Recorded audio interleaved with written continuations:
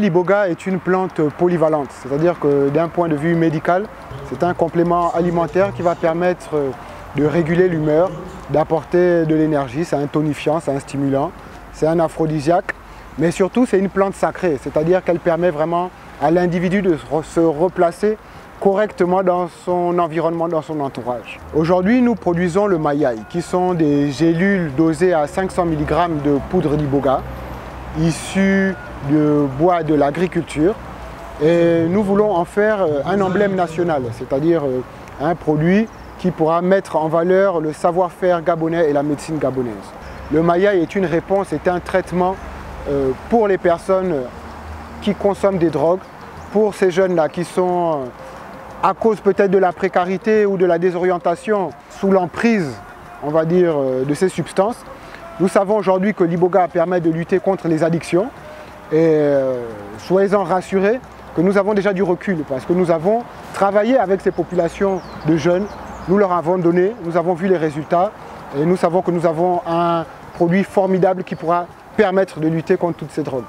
Si le gouvernement prend la décision de créer un institut de recherche sur l'iboga, mais ce sera une bonne chose pour tout le monde.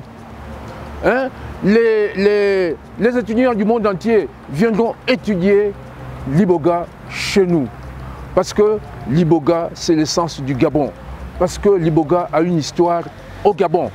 Il y a des Français, des Européens, des Américains qui vont en Amérique du Sud pour aller se faire traiter grâce à l'iboga.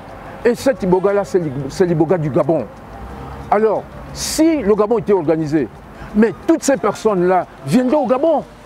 Le Gabon traite des drogués grâce à l'iboga depuis des millénaires. L'iboga a pour principe de permettre à l'homme de transcender par l'étape de l'initiation et par les enseignements qu'il va prendre au Bouété, j'entends, au Disumba, qui est un enseignement précis qui permet à l'homme d'apprendre les codes de la nature, l'expression de son corps, de son être, de ses mondes et de comprendre également l'expression des mondes supérieurs. Cela fait d'un homme, justement, après son initiation, il renaît de nouveau et à ce moment, il est au fait des vérités les plus abouties et donc qui le transforment de façon positive.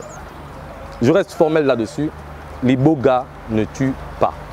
L'iboga, par le Bouété, emmène tout le monde à la même destination. Ça veut dire que moi qui mange le bois sacré, et toi qui manges le bois sacré du Bouété, tu fais le même parcours. Nous qui assistons, qui te conduisons, on est justement convaincus de ton arrivée de l'autre côté parce que tu nous donnes un nouveau nom.